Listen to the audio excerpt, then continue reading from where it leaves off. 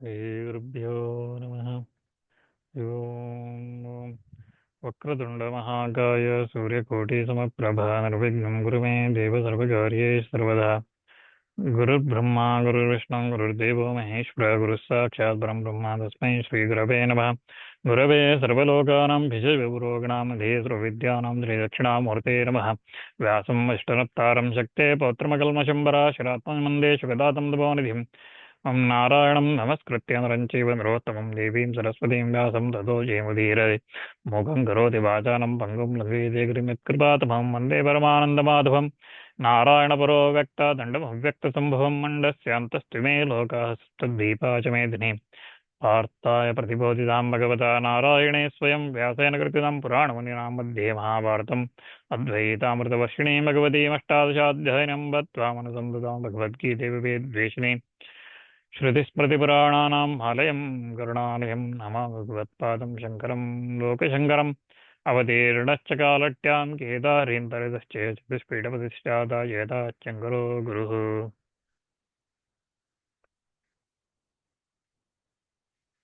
Previously, we were looking at we looked at 34th shloka. Indriyas, Sendriyas, Syarte, Ragadvesha Vivastado, Tayo Tavashabhagachet, Taudhasya, Paripantino. The attraction and repulsion are ordained with regard to the objects of all the organs. One should not come under the sway of these two because they are his adversaries.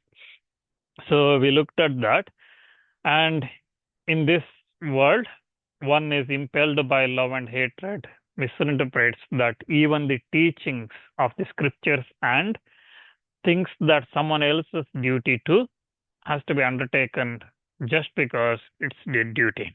So everyone thinks that if that's a duty because they are performing, I should also perform that duty. That sort of things.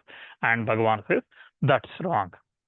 So that's what he says in the next shloka, which we started looking in the 35th shloka, where Bhagavan says, Shreyan swadharmo vigunaha paradharmat swanushtitat swadharme nidharam shreya paradharmo bhayavaha. One's own duty, though defective, is superior to another's duty well performed. Death is better while engaged in one's own duty. Another's duty is fraught with fear. That's the meaning. Shreya means better. Swadharma means personal duty. Viguna means tinged with faults. Paradharmat means done another's prescribed duties. Sunashtitat means perfectly done. Swadharme means in one's personal duties.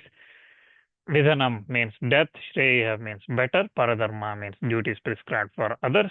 Bhayavaha means fraught with fear.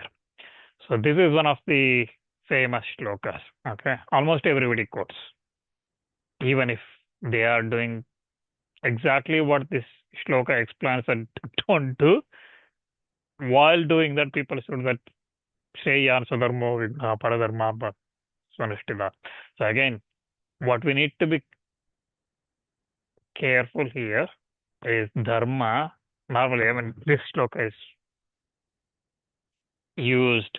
For example, people might say that when somebody puts a Christmas tree up, a Hindu, okay, saying that that's their dharma, our dharma is Hinduism, okay, Sanatana dharma, our dharma, they are Christian, so we don't.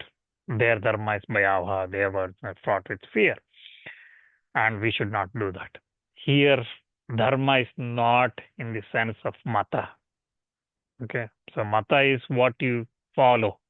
Dharma is broader than that. Okay, dharma is how this world runs. Dharma is the one that makes sure that the world runs and everything happens. And here also, dharma, when it is talking about dharma, it is one's own duties. Okay, how if the world runs, dharma is establishing this world runs, and from creation to its final dissolution, it happens. How that happens, all those things, that's through individuals performing their own duties, right? Whether it may be a Brahma or it may be somebody like a verb. Everybody has to perform their own duties in some shape or form. And here what he's saying is you have to perform your duties. That's what he's saying. We will look at that in detail now. So what that meaning, how Bhagavad Pada explains uh, this shloka, and also with some help from Srimad Saraswati in his Bhashya on this good Artha Deepika, how he explains. So one's own duty, again, customary or scripturally ordained observances of different varnas, ashramas, as applicable to the place, time, and situation, and things like that. So one's own duty being practiced even though defective or deficient is, if even if it is practiced defectively, deficiently, that is superior to or more commendable than another's duty. So that another's duty, though well performed, meritoriously performed, okay, even if you score A grade in that, A plus, A plus plus, whatever grade you get, that's no good because you wrote the wrong exam. Okay, so that's what it's saying. So that duty is one's own duty, which is prescribed by the Shastras for the respective varnas and ashramas of the life. So the duty, what is the duty? So the duty is the one that Shastra says that this is the one that's prescribed for your varnas and ashrams. Again, I'm not going to go back to again explaining what varnas, what ashramas is. We looked at that previously in this Karma Yoga itself. We looked at it in detail. The four varnas, Brahmana, Kshatriya, Vaishya, Shudra, and four ashramas, Brahmacharya, Grahastha, Vanaprastha, and Sannyasa. So these four ashramas. So depending on which varna, which ashrama one is in, the duties change. One has to perform it. There is always samanya dharmas, the duties that everybody has to follow in all stages, like ahimsa, okay, non-violence, okay, not injuring anybody, any creatures, satya, telling truth, not stealing, forgiveness. All these kind of things are applicable to everybody at all times. These are called samanya dharmas or samanya dharmas. So it's applicable. So there's again, depending on which part of the scripture you look, it depends, the count varies. Okay, so it doesn't matter the count, the things are said is consistent in all of them. So Manusmriti may say 10, or Mahabharata and Vanaparva it might take 12, or Vyasa later in or Bhishma later in Mahabharata might say 8 or whatever, right? So the things that said is Samanya Dharma is similar for it applies to everybody. But there are specific duties that each varna and ashrama has to perform. That's their Swadharma. So that one's own duty, though defective, even though done without perfection of all its components, that is incompletely, is superior, more praiseworthy than another's duty which has not been prescribed for oneself. Even though it is well performed, that another's duty, even though you well performed, done with perfection, with all its components and completely performed, it's not better than performing one's own duty. Indeed, nothing enjoined by an authority different from the Vedas can be a duty, on which the contrary belief, again, the interpretation that even another's duty should be undertaken like one's own duty, because it is too is a duty, that's also a duty, can be again an authority on this matter. So again, Vedas clearly says that what Vedas say, that's the what Vedas assign and join as the duty, that's the only thing, and you can't say that they perform this duty and that's why I also have to perform, I can also perform. We are all human beings. That does not apply here. And duty is that which is to be undertaken for human goal on the authority of injunctions presenting it. That injunctions are the Vedas. Okay. And Jaimini Sutra says this clearly. For example, is the duty is the one which is to be undertaken for human goal. Human goal is moksha. Okay, nothing else.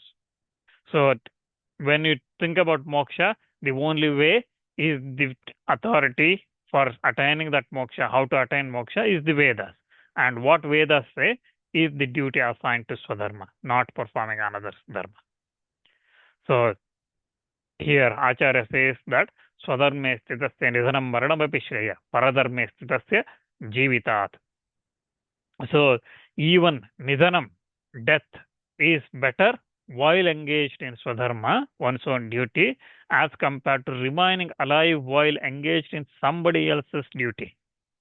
Okay, so death while performing one's own duty is better than remaining alive for 100 years performing another's duty. If you live 10 years performing your own duty, is better than performing another's duty for 100 years.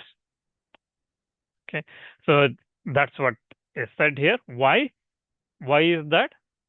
Another's duty fraught with fear, paradharmo bhayava, since it involves dangers such as hell and so on. So that's what is said here. So while engaged in one's own duty, though it be defective in some part, even death is better, more commendable than the life of the one who is engaged in somebody else's duty. Certainly, one's death while remaining engaged in one's own duty is productive of the fame in this world, and it causes attaining of heaven and so on hereafter. But since another's duty is fraught with fear on account of being the source of infamy in this world and instrumental leading to hell hereafter, therefore another's duty also should be certainly shunned, like the one's own prakritic conduct, natural conduct that is prompted by attraction, repulsion, and things like the raga dvesha we looked at in previous shlokas. That's the meaning here Bhagavan is saying.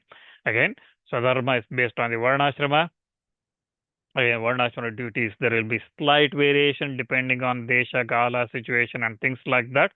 So just to give an example, desha means a place. Okay, so where you live and things like that, your duties may take slight variation.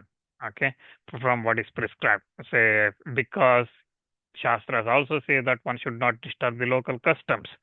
So if I have to give an example from the Shastras, if you go back to Adi Parva, Bhishma goes to Madra to bring the bride for Pandu, Madri, right? Pandu's marriage to Madri. Bhishma goes there. Madra king asks for dowry. He says that in our place, before one takes girl, one has to give dowry. But that is against the Shastra. That means the girl's father has taken money and giving away the girl. So that means he has sold her, which is wrong as per the Shastras. But because that's their custom, Bhishma points out that this is wrong, but he gives the dowry that's demanded by Madra and then brings Madri to Hastinapura.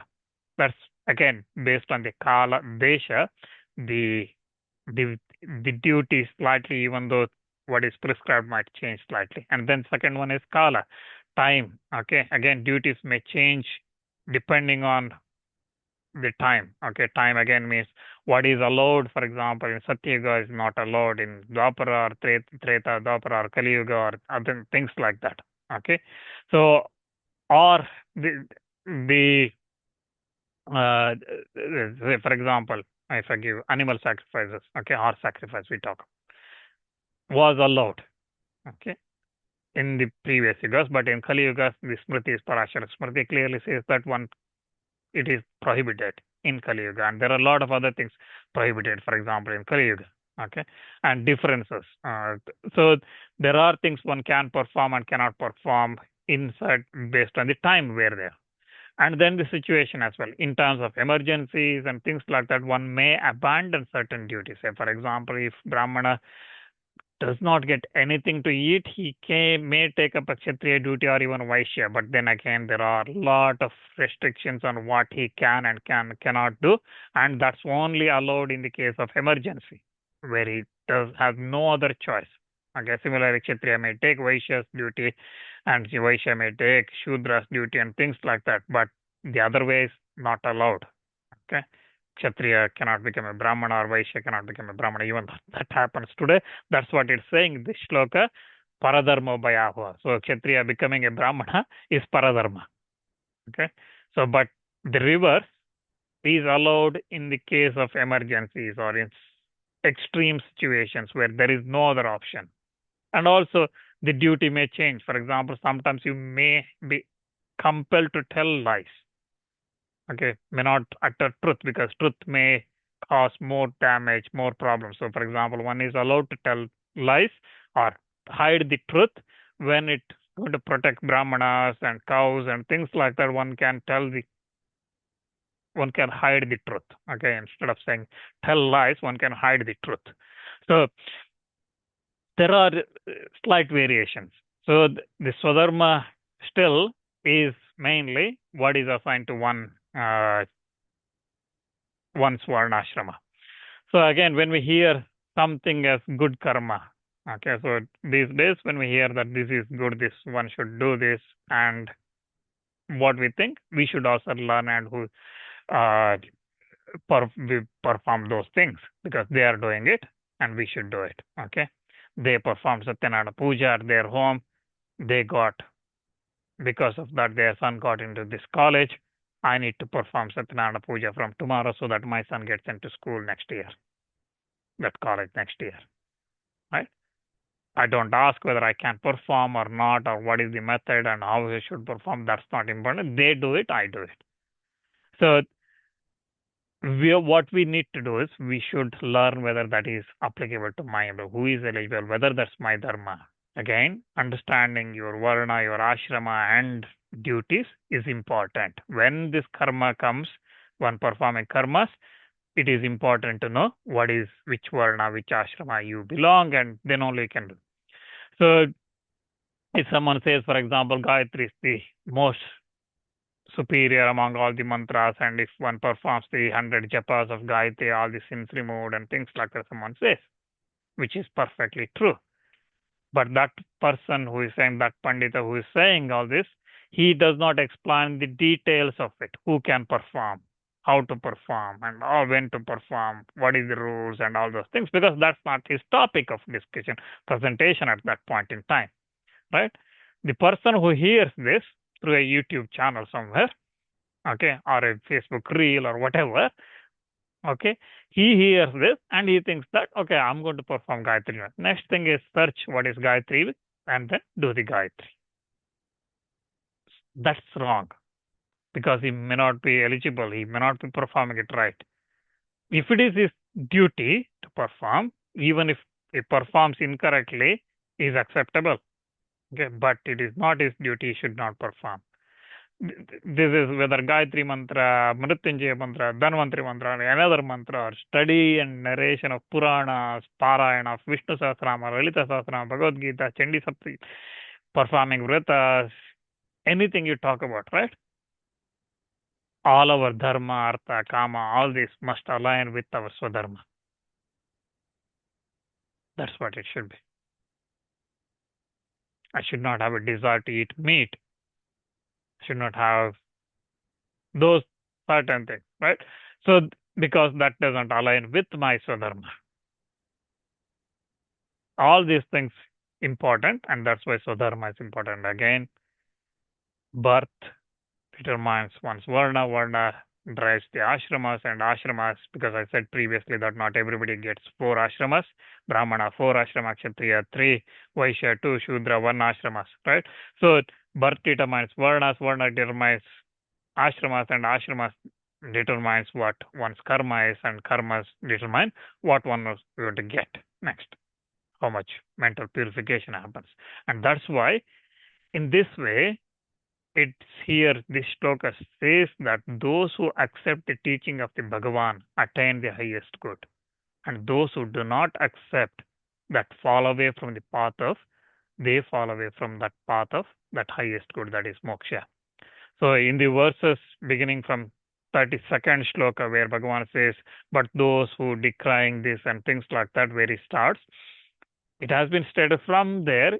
What Bhagavan says is the reasons why those who have fallen from the path of highest good engage in kama karmas with desires, with hankering for the results, and perform only sinful acts because they perform the acts that's not related to their dharma, swadharma. those who are like that, they perform these things. And that's again has been summarized, for example, in a Sangraha Shloka, which says that Shraddha Hanis Tatha Suya Dushta Chittatamodate Pragater Vasha Vartitvam Ragadvesho Cha Pushkalo Paradharma Ruchitvam Chetyukta Dharma Marga Vahaka. So the meaning is loss of faith and also cavil, evil mindedness, and foolishness, being under the influence of one's own prakriti, and excessive attraction and repulsion, the liking of another's duty. These are said to be those that lead to evil path. That's the meaning of that shloka.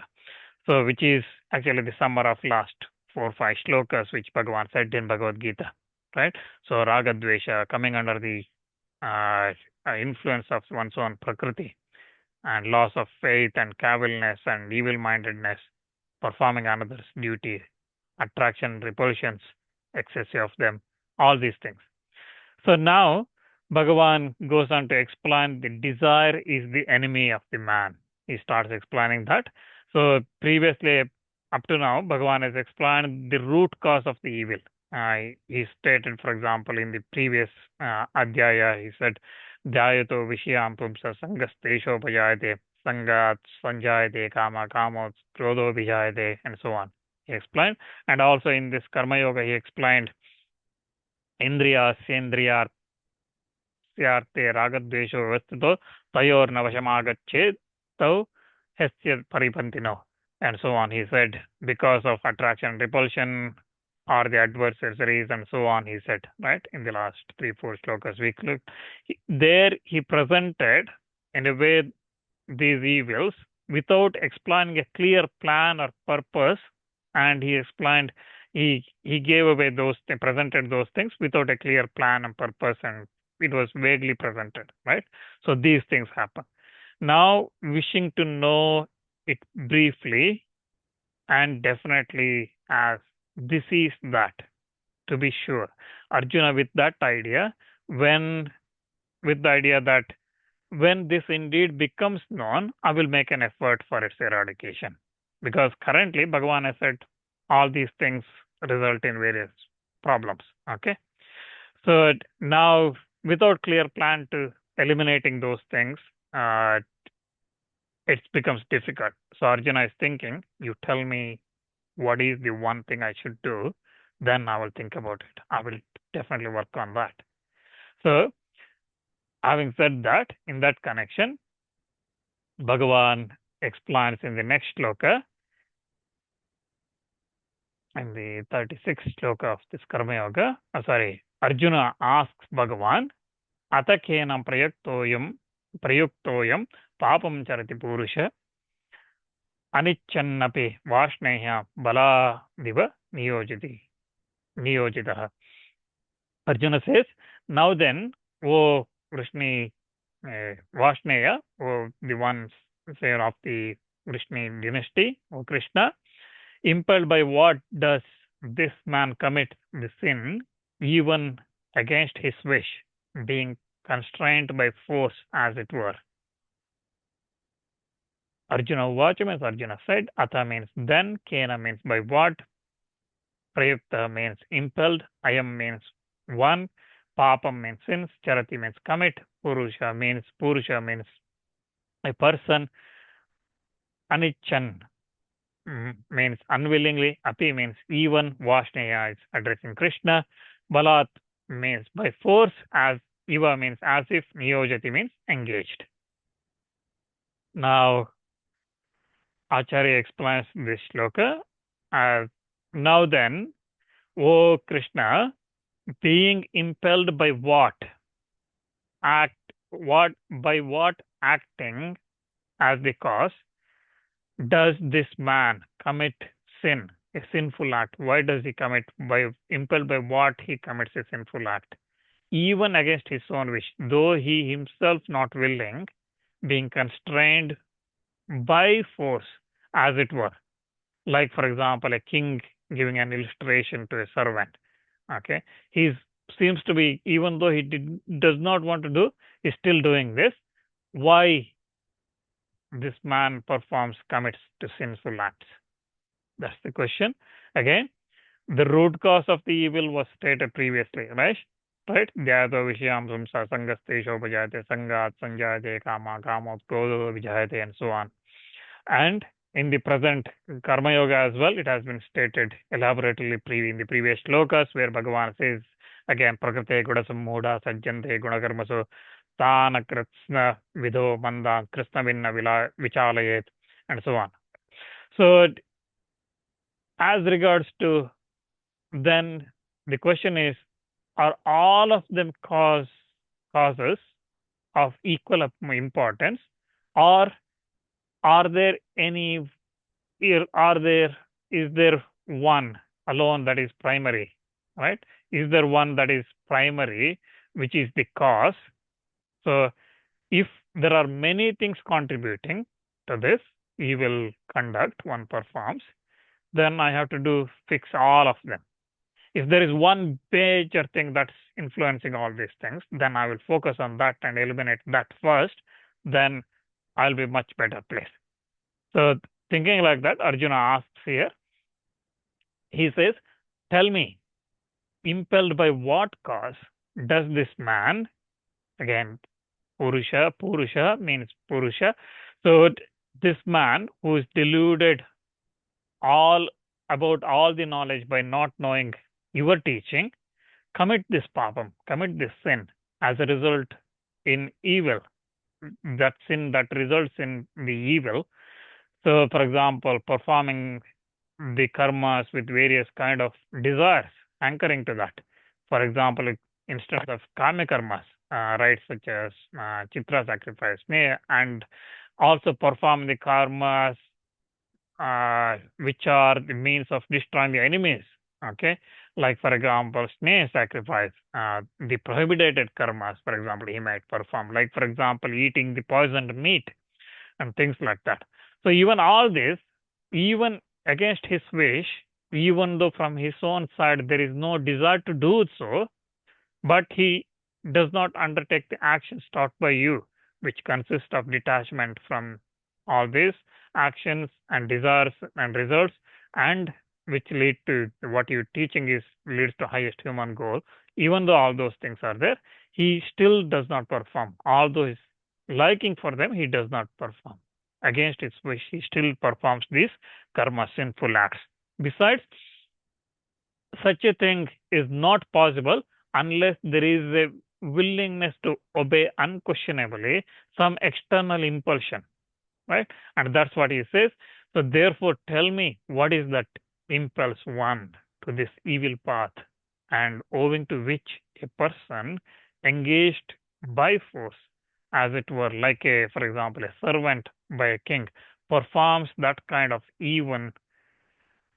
work, that kind of karma, even while aware that it is opposed to your teaching, opposed to the Vedas. Why does he perform those kind of things, which results in all kind of evil things? So that's what has been asked here. And by addressing again Vashneya, Arjuna says that you are come out incarnated in the out of the compassion in that Vrishni race and in the family of my mother's father. So I am your relative, don't ignore me. So show kindness to me. That's why Arjuna is using Vashneya. And Bhagavan now replies saying that Shrunutvam tam vairinam sarvanartakaram yam tvam prachasi. So Shrunutvam, so you hear tam vairinam, so that enemy, you hear about that enemy, sarvanartakaram, so the source of all the evil. So which you ask, so hear about all that. So Bhagavan starts explaining in the next shloka, in the 37th shloka, he starts explaining that enemy which Arjuna asked, which is impelling men to perform all these evil acts, sinful acts. So, and what Bhagavan explains is aligned, approved in the Shrutis, in the Upanishads. For example, Brihadaranyaka Upanishad says that Ato Kalvahu Kamamaya Evayam Purusha Iti. So Others say that the Atma, is identified with desire alone. So they say it like that. So that's what Brihadaranyaka Upanishad says, again, quoting other people. Okay, not those who have knowledge, but the other people say that this Atma is identified with the desire alone. And आत्मैः वेदमग्र आसीते के एव सो कामयत जाया मे स्यात् अथ प्रजायेय अथ वित्तं मे स्यात् अथ कर्म कुर्वीयेति. So this aggregate of desirable objects was but the Atma in the beginning in one entity. And then he desired, let me have a wife so that I may be born as a child, and let me have wealth so that I may perform sacrifices, and so on. So that's what Brihadaranyaka Upanishad says. So that means the person started having those desires, and that's what explained by Bhagavan in the next shloka, 37th one in Karma Yoga. Shri Bhagavan Uvacha Kama Esha Krodha Esha Rajoguna Samudbhava Mahashano Mahapatma Vidyena Miha Vairinam. Shri Bhagavan said, this desire, this anger born of quality of Rajas, is the great devourer, great sinner. Know this to be the enemy here. Shri Bhagavan Uvacha means Bhagavan said, Kama means desire, Esha means this, Krodha means anger, Esha means this, Rajoguna means the Rajas Guna, the passion, Samudbhava means born of, Ashanaha means all devouring, Mahapapma means great sinful, Vidhi means known, know, Yenam means this, Iha means in the material world, Vairinam means the enemy. So before we go into explanation of this shloka, here Shankaracharya explains the meaning of Bhagavan, even though we looked at many times now in the previous Sankhya Yoga, where in the 10th, 11th shloka it started, right? When Arjuna's question, Bhagavan starts explaining, right? Responding. At that time itself, Bhagavan Uvacha came, and at that time itself, if you remember, we looked at Bhagavan. What does Bhagavan mean? Because we used Sri Madhusudana Saraswati's Bhashya at that time and explained, and similar again explanation is there in Sri Bhagavad-pada's Bhashya. Bhagavad-pada in this shloka he explains what Bhagavan means. So Aishwaryasya samagrasya dharmasya yashasah shriya vairagya syat mokshasya shannam bhaga iti ingana. So bhaga means it is said to consist of all kinds of majesty, Aishwarya, might. Dharma, again, if you remember the Sri Madhusudana Saraswati Bhashya, he said that, Madhusudana Saraswati said that the word samagrasya must be applied to all these 6 things. Aishwaryasya samagrasya, dharmasya samagrasya, yashasya samagrasya, shriya samagra, vairagya also samagra, moksha is also samagra. That means it's all kinds. Okay, so all kinds of majesty, might, all kinds of dharma, virtue, perfect dominion, and then yashasa means fame, glory. So all kinds of fame and glory, and shriya means beauty, splendor. So all kinds of beauty and splendor. Vairagya means all kind of detachment, dispassion, and then moksha. And he has the moksha. He is the cause of the moksha, the illumination of jnana. So that's what said in the Vishnu Purana. So Shankaracharya here in his Bhashya, Shankaracharya quotes that one, and also he says that Aishwaradi Shatkam Yasmin Vasudeva Nityam Aprati Bhaddatvena Samasyena Chavartate Utpattin Pralayam Chaiva Bhutanam Agadim Gadim Veti Vidyam Avidyam Cha Savachya Bhagavaniti Utpatyadi Vishayam Cha Vijnanam Yasasa Vasudeva Vachya Bhagavan iti. So that Vasudeva, in whom resides forever, unimpending, and in their fullness. Okay? The 6 qualities of the majesty and so on, which we looked at, Aishwarya Samagrasa and things like that, and who has the knowledge of such objects, such subjects as creation and utpattincha, pralayam chaiva, and so on. So, creation and pralaya and things like that, etc. That person who has the knowledge of such things is now called as Bhagavan. He is spoken as Bhagavan, who is aware of creation and dissolution, gain and loss, bhutanam gatim agatim, right? Bhutanam agatim gatim. So whatever that comes and goes, the gain and losses, prosperity and adversity, and ignorance and illumination, wisdom. So vidyama vidyam. So ignorance and illumination of all the beings.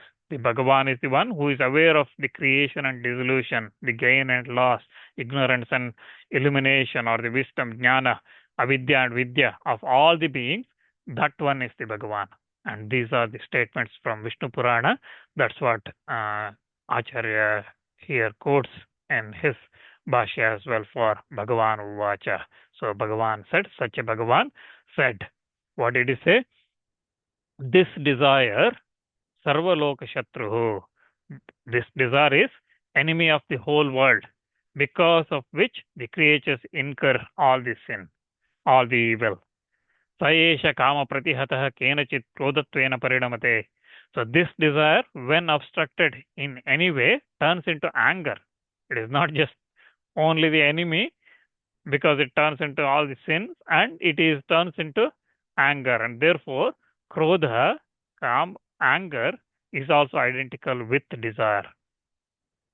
So that, Arjuna, that what you asked, the cause leading to forcibly to the evil path, is this kama, this desire. Indeed, that's the great enemy, because of which all the creatures come to all kind of griefs. Is it just the kama? The krodha is not involved? The Bhagavan says, krodha esha, this anger as well, this desire, it's anger as well. Okay, anger is also this desire too. This anger too. Desire itself, when obstructed by some cause, turns into anger. We looked at in the Sankhya Yoga as well, right? So kama, krodha, bhiyayate. So from kama, krodha forms, because you desire something. If you don't get it, krodha. If you get it, then more and more moha, attachment to that, and more desire for that, more of that. So desire itself, when obstructed by some cause, turns into anger. Therefore, anger is also this desire indeed. So it's the same desire also. So that's the idea here. When this great enemy itself is warded off, there occurs attainment of all the human goals. So when desire is controlled, when this krodha is reduced, removed, then the human goals, that is the moksha path, arrives. And it is the rajoguna samudbhava. It is born of the quality of rajas. It is the origin of the quality of the rajas, because when the desire comes into being, it instigates a person by arousing the rajas guna, and people are engaged in service and so on, which are effects of rajas, are stricken with the sorrow and heard. Such a people always lament, saying that trishnaya hi ahamkaritaha. So I have been led to this act by desire. Oh, why I did this? Okay, I'm suffering because of that desire. I wanted that, right? So whatever may be the desire, so it's because of that. So because of knowing the meaning of because knowing the means of warding that desire off, Bhagavan says that its cause is rajoguna samudbhava, born of the quality of rajas. That again, which is the quality of rajas, possessed of nature of sorrow, karma, and strength as a source. And that's why, since the effects follow the cause because the effects follow the cause, therefore the desire also of that nature. Now the question is the quality of tamoguna. is also source of it, right? So that's what might come, because the desire, kama, krodha come from that as well, tamoguna. But come tamoguna as well, since here rajoguna's predominance in sorrow and karmas, one performs karmas mainly and predominance rajoguna, that's why rajoguna is mentioned. And that's why it is said that when rajas becomes weakened by the quality of sattva, the desire also gets eliminated. So if you are looking for the means of eliminating the desire, sattva has to become uh, uh, uh, superior, okay, predominance, and rajoguna has to become weak. How does it become impeller of the evil path? That rajoguna. That's why Bhagavan says, from that springs the quality of, from which springs the quality of rajas, which is possessed of the karmas and so on. And because when the desire itself, in the form of hankering for the objects, comes into beings, its activities, the rajas, and thereby impels the man to sorrowful actions. And that's the idea. It must be therefore be destroyed. And it is a great devourer whose food is enormous. So it consumes everything. It destroys everything. And hence, indeed, it is mahapapma. It is great sinner. Kamena hi prerita jantu papam karoti.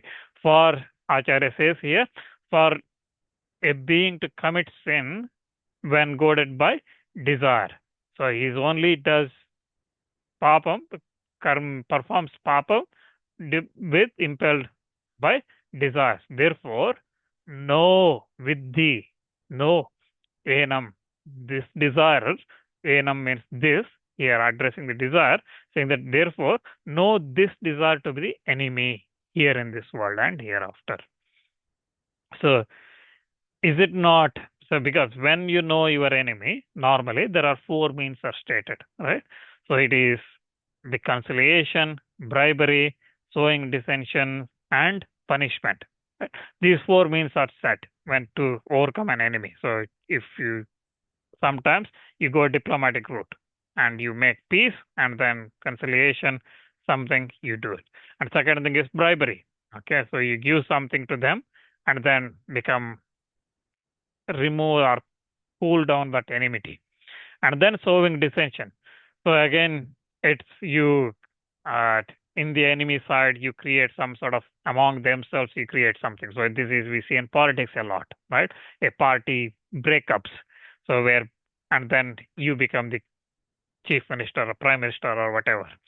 So that's what we see. And then the final one is punishment. So if none of this work, you go and punish. You have punished that enemy. So can any of this applied? Definitely not the first three: conciliation, bribery, and sowing dissension. So can the punishment applied? But that's also very difficult.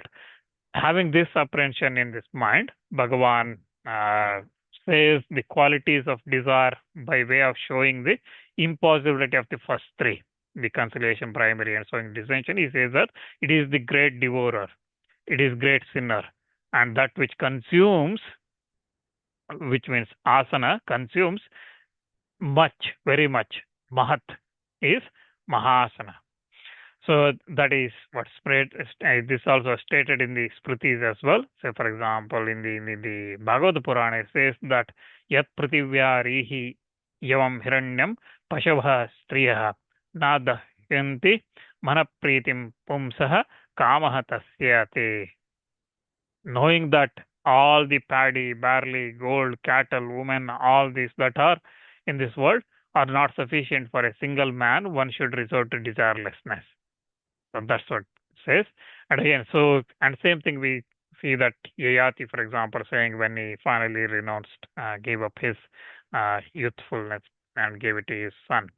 So it cannot be placated through gift, nor through conciliation or sowing dissension, because it is great sinner. It is very ferocious, that desire, because one commits sin under the forcible impulsion of this desire, though aware of the evil consequences. That's why know this desire to be enemy here in this world. That's what Bhagavan says. And this is again, all this has been amplified by the Vartika Karar of Brihadaranyaka Upanishad, where Brihadaranyaka Upanishad, for example, the mantra says, Atmai Vedamagra Asi Teka Eva. So this aggregate of desire objects was the self in the beginning and so on. For that mantra, the Vartikara explains that if the above mentioned is eligible person to be independent as regards to engagement and disengagement, then it should be explained why one proceeds along the path of the samsara as a helpless man, but is not impelled along the path of that is characterized by detachment and leads to total destruction of the evil samsara. So even though there are paths for the destruction of this evil samsara, he does not take that. He continues in that evil path of samsara like a helpless man. Why he does that? And one proceeds along this samsara path even while aware of it being fully productive of the evil. This kind of behavior is not seen anywhere unless one is under the control of something else. Hence, the thing that which impels a person desires of highest good to undesirable action has to be mentioned so that it may be eliminated. That's what Vartikara says. So Brihadaranyaka Vartika is explained like that again by the Acharya, Sureshwara Acharya, I think. So, and next again that Brihadaranyaka says, so Kamayata, he desired to have wife so that he can be born, and he need to have wealth so he can perform sacrifice and things like that. For that again, in the Vartika it's explained that since that person had not attained the highest human goal and was plagued by the infinite evils, therefore that fool desired, so Kamayata, he desired, okay, and unachieved human goals through the effort. So he desired that unachieved human goals. Similarly, being possessed of the desire arising from this avidya, the enlightened man wants to discard the evil existing from himself. And that's how he continued. And the Shruti as well, Brihadaranyaka again continues saying that Ato kalvahu kamamaya evayam purusha iti. So others, however, say that this Atma is desire in the beginning and so on, right? So for that again, Vartika says that it is not seen here at any time that a desireless man has any activity. One who does not desire anything, such a renounced and not attached to any desire, such a person does not have any karmas. Indeed, whatever a creature does is an act of desire. This desire, this anger, etc., is a statement from Smriti. Hence, it is not known that the impeller is anything other than the desire. So the impeller, if you are looking for, is the desire. That's what's said in the Brihadaranyaka Upanishad Vartika. And also we see same thing in the Manusmriti as well, which says that akamasya kriya kachid drishyate naiva karhi chet yad hi kurute kim chit tat kamasya cheshtitam. So it is not seen here at any time that a desireless man. So we are not seen anyone desireless man. No action is ever found in this world to be done by a man entirely without desires. Whatever a man does is outcomes of desires. That's what the Manusmriti also says. So next Bhagavan starts explaining in the next shloka, desires envelopes completely the jnana, wisdom. So with the help of examples, Bhagavan explains how desire is enemy of achieving that highest goal. He explains that in the 38th shloka, where he says, Dhumena avriyate vanir yata darsho malena cha yatol vena avruto garbhastada tenadham avratam. So as fire is enveloped by smoke, as mirror by dirt, as fetus remains enclosed in the womb, so this shrouded by that. So dhumena means by smoke, Av Avriyate means is covered. Vani means fire. Yatha means just as. Adarsha means mirror. Malena means dust. Cha means also. Yatha means just as. Ulbena means in the womb. Avrita means is covered. Garbha means embryo. Tata means similarly. Tena means by that here. That means desire. Idam means this. Avritam means is covered. So Acharya explains this shloka, and again, if you look at that, as to that, because the mind cannot function before the origination of the body, therefore the desire remains in the subtle form, sukshma sharira. Then it takes the gross form, this sthula sharira. So becoming manifest in the mind, that becomes active of this gross body on account of the deeds that originated the body. That desire itself becomes the grosser when it is excited again and again in the state when the objects of being thought of. Okay, so first this desire was in a subtle form. Then when it entered in this body, this gross body, and it started excited by these objects it sees, it started excited again and again. And that itself becomes most gross when it has attained the maximum excitement in the state of when that object being enjoyed. Okay, so that's how this performs. So just as fire, which is naturally bright, is enveloped by the smoke, which is born alongside with fire and is naturally dark. So, or just as a mirror covered by dirt and as a fetus enclosed in the womb by the amnion, so this is shrouded by that. That's the meaning here. Again, as an illustration, the first state is this, how this mind is covered. So it says this desire is covered, just as the fire, which is luminous by nature, is enveloped by the smoke, which is concomitant and is naturally not luminous. The illustration, the second one is just as the mirror is covered by the dirt, which is not, the difference here is the dirt is not concomitant with, associated with, or comes associated with the mirror. It comes to exist after the origin of the mirror. Okay, in the first case, the smoke and the fire are associated same thing. Okay, they are together. They come at the same time. But second one, mirror and dirt are not associated together, but they come at later together. And the third one is used as secondary difference between the two, mirror and dust. So also again it is connecting with the verb here, avriyate is covered.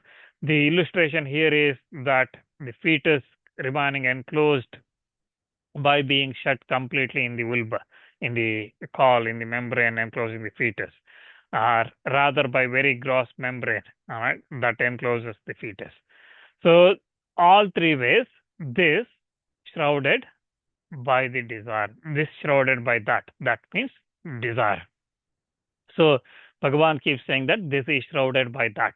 So that here is desire, and this we will look at that in the next shloka. So again, if you look at the three things mentioned here, the fire, even though covered by the smoke, still it accomplishes its burning power. Okay, but mirror, when covered by the dirt, does not perform its own function of reflecting the image. The quality of the polished alone again is required. And then the third one, when the fetus is inside, it cannot perform like any action like a normal person does, walking and talking and all those things. It cannot perform, right? So it completely blocked out. So that's the differences. And now the question comes that Bhagavan keeps saying that idam avratam tena. So this is shrouded by that. Okay, what is this Bhagavan talking about here? That like fire is shrouded by smoke, okay, this is shrouded by desire. What is that this Bhagavan talking about? What is this which desire covered by desire? The answer is in the next shloka, where Bhagavan explains that आवृतं ज्ञानमेतेन ज्ञानिनो नित्यवैरिण कामरूपेण कौन्तेय दुष्पूरेण अनलेन च. O son of Kunti, knowledge is covered by this constant enemy of the wise in the form of desire, which is unsatiable fire, which is an unsatiable fire. So that's the meaning. We'll look at this shloka in detail next time when we gather. Thank you. And hopefully next time we will conclude this Karma Yoga. Another total 43 shlokas. So hopefully we'll conclude and then just recap of everything.